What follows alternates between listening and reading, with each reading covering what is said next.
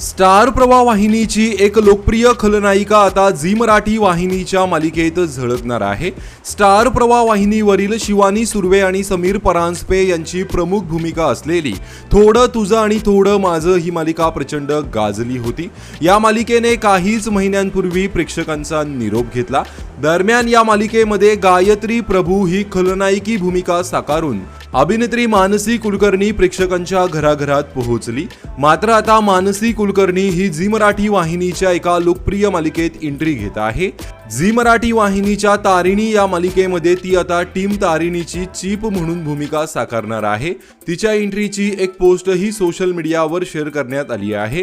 तारिणी ही मालिका सध्या अतिशय उत्कंठवर्धक वळणावर आलेली आहे। या दरम्यानच आता मानसी कुलकर्णीची मालिकेत एंट्री झाल्याने मालिका कोणत्या नव्या वळणावर येणार हे पाहणं खूपच इंटरेस्टिंग असणार आहे। तर झी मराठी वाहिनीच्या मालिका तुम्ही पाहता का? कमेंट करून नक्की सांगा। धन्यवाद।